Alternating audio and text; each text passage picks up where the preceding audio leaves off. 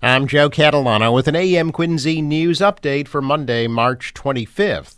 More students can now enroll in the nursing programs at Quincy College now that the program has earned full state approval. The Dean of Nursing, Diane Gillis, announced on Friday that the State Board of Registration in Nursing has granted full approval to all 4 nursing programs at both the Quincy and Plymouth campuses of Quincy College. The programs had been on initial approval status since 2019. After losing state approval in 2018 due to declining student test scores on the statewide nursing exams. Gillis said the college worked to revamp the nursing programs and conduct periodic student testing to ensure that they would pass the state exams. Student scores had fallen into the 50 percentile range when the state pulled its approval of the program. Gillis says scores have increased into the 90% range since the program was revamped. Enrollment had been limited during the initial approval stage, but Gillis says now full enrollment can take place. National Grid is in the process of seeking an increase in its electric distribution rates that could add about $8 more per month to the average residential electric customer bill. Commercial customers could see a 16% monthly increase. State Department of Public Utilities is conducting a series of public hearings about the proposed rate hikes, and the most recent one was held at North Quincy High School. James McGaugh, U.S. Head of Corporate Affairs for National Grid, said the increases are needed to maintain and improve electric service for the region. South Shore Chamber of Commerce President Peter Foreman spoke in favor of the rate increases, citing the need for improved electricity infrastructure to support economic growth. A spokesperson for the Attorney General's office said they want the best possible electric service from National Grid with the least possible rate increases. The DPU must decide by October whether to approve, modify, or deny the requested rate hikes. City of Quincy in the process of updating its ongoing hazard mitigation plan. The city is required by the federal government to update its plan for how to deal with natural disasters, and the current plan expires at the end of April. The city has hired Ty and Bond engineers to help put together the new plan. Last week, environmental scientists Gabrielle Belfit told the Quincy Planning Board that Quincy has the 5th highest rate of repetitive claims for flood damage in the state. Part of the updated hazard mitigation plan includes educating the public about the impacts of climate change, identifying flood-prone areas in Quincy, and seeking state and federal grants to mitigate flooding potential. The plan requires approval from the Massachusetts Emergency Management Agency and the Federal Emergency Management Agency. The Thomas Crane Public Library in Quincy will hold 2 listening sessions this week at the Adams Shore branch as part of their strategic planning. Those sessions will be held today from 6 to 7 p.m. and Thursday from 3 to 4 p.m. The public is welcome to attend.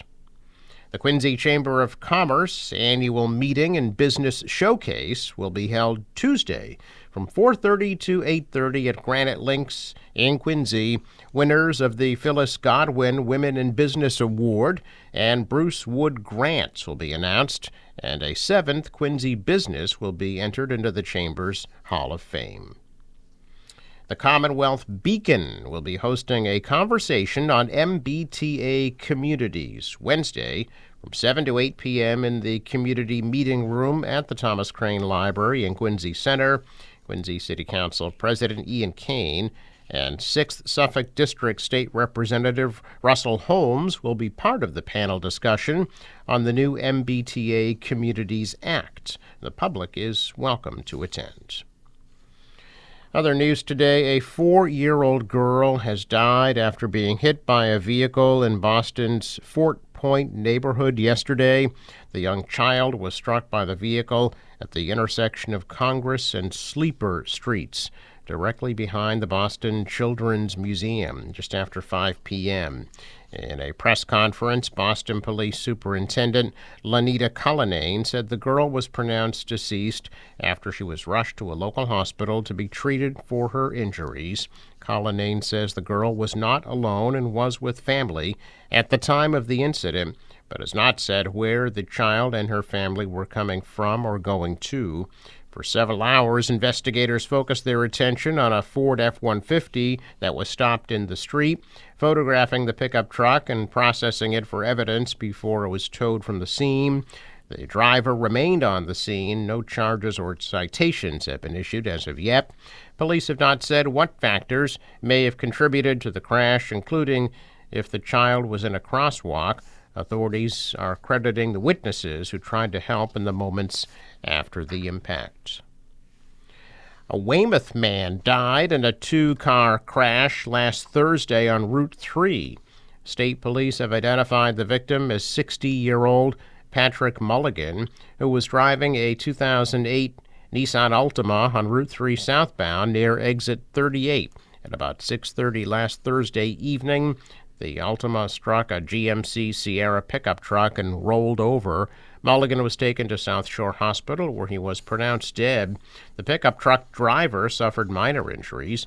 The right, travel, and breakdown lanes of Route 3 were closed for 2 hours. State police from the Norwell Barracks, the Collision Analysis and Reconstruction Section, and the Crime Scene Services Section are investigating that crash. Hours after the Senate passed a $1.2 trillion package of spending bills early Saturday morning, Congressman Stephen Lynch announced that portions of $213 million is heading to Massachusetts and will soon be put to use. As one of the 202 community projects scheduled across the Commonwealth, the town of Weymouth will use over $1.3 million of new funding to reinforce the seawall and to update infrastructure on Fort Point Road. The funding was granted as part of the second Consolidated Appropriations Bill. It will be signed into law by President Biden. The vote for the package of spending bills was 74-24. It came after funding had expired for the agencies at midnight, but the White House sent out a notice shortly after the deadline announcing the Office of Management and Budget had ceased shutdown preparations because there was a high degree of confidence that Congress would pass the legislation and the president would sign it on Saturday.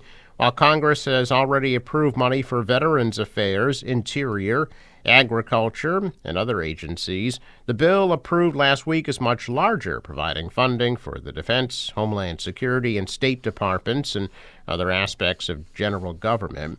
The House passed the bill Friday morning on a vote of 286 to 134, narrowly gaining the two-thirds majority needed for approval. More than 70% of the money will go to defense. Brockton High School drama students are now state champions. 42 students competed and performed the 1892 comedy Charlie's Aunt against 100 schools across the state and took home the hardware. Dozens of Brockton High students woke up state champions yesterday. They outperformed 100 other schools with their production of Charlie's Aunt. There were 3 rounds in the Massachusetts Educational Theater Guild competition, with fewer schools moving on each time. The cast only had 5 minutes to set up and take down the set, or they could be disqualified. The cast will perform the play one more time before moving on to their spring musical. The sole remaining location of a regional chain of restaurants and ice cream shops inside Route 128 has shut down. Boston Globe reports the Friendly's at Logan Airport is no longer in business, being the last outlet within the Boston city limits, and the closest remaining Friendly's to the city being now in Norwood, Peabody, and in Weymouth. The only standalone location inside 128 closed in the fall of 2019. That one was in Stoneham. Friendly's, which is headquartered in Wilbraham, was first established in Springfield in 1935. A check of business news this morning, and stocks are mixed. The Dow was down 305 points. The Nasdaq rose 26, and the S&P is off by 7. Asian stocks are mixed today as investors wait further indications that the Fed might begin cutting interest rates. And oil is trading just over $81 a barrel. In sports, Celtics are in Atlanta tonight at 7:30. The Bruins will be in Florida tomorrow night at 7. Forecast from the National Weather Service today: partly cloudy, breezy, and high 43 degrees. Cloudy tonight, low 29. Mostly cloudy tomorrow, high of 42. Scattered showers around Wednesday and a high 56, and showers Thursday, a high 55. For the boater today, waves 2 to 3 feet, northeast winds 20 to 25, gusting to 30 knots, and a high tide at 12:34 p.m. Sunrise 6:37, sets at 7:02. I'm Joe Catalano with an AM Quincy news update for Monday, March 25th.